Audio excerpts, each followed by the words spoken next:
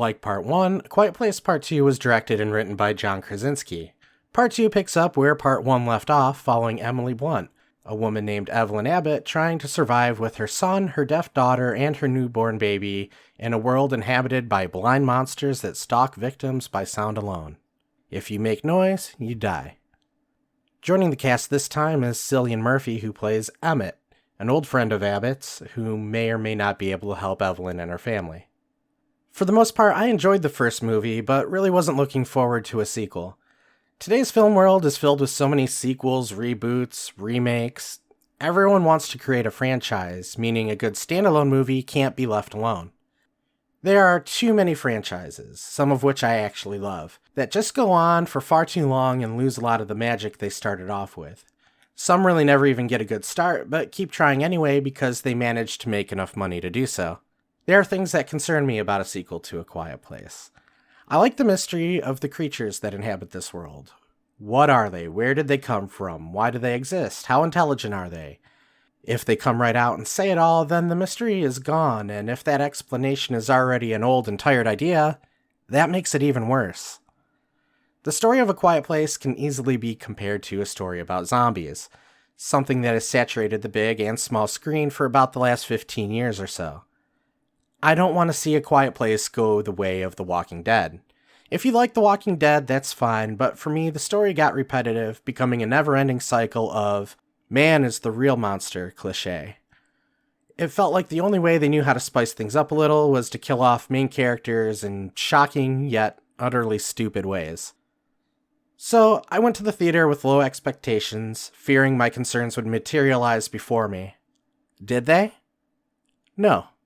Yes. Well, no, but yes too. In A Quiet Place Part 2, they managed to dip their toes into these areas without diving in. They never took any of it too far, and for that I was grateful, but I wish these aspects had been avoided entirely, or at least handled differently.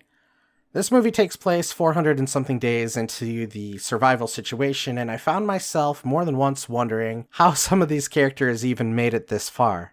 Some of the decision-making is odd at best, and for a family that can speak sign language, you would think that communication would be one of the easiest and most basic things they could do to survive, but there's little of that here, at least when it comes to important details.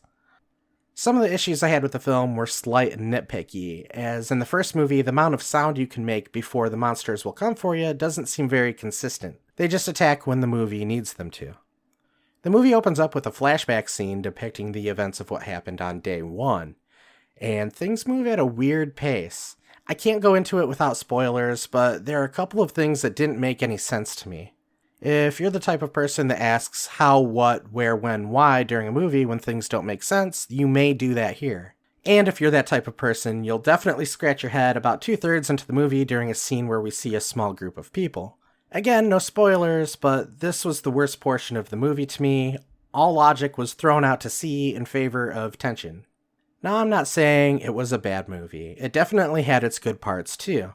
The acting was pretty good all around, and I especially liked Cillian Murphy. There was some interesting editing that would show how things were happening in different places back and forth, and it was a cool way to show the parallels between two different events. The special effects were good, and the monsters looked fine, except for two things. One, I wish they had shown them a little less. They seem to be out in the open and full view a little too often, but I'm sure some people are fine with that. I just happen to appreciate the less is more approach. And two, whenever they're shown to attack somebody that isn't a main character, they move so fast you can barely keep up with them. But when it comes to our main characters, they're very slow in plotting. It's a minor nitpick, just something I couldn't help but notice. Actually, a lot of these scenes reminded me of the kitchen scene with the raptors from Jurassic Park. There was also a shot that was pretty reminiscent of Alien. Anyway, perhaps the best part of the movie was the sound.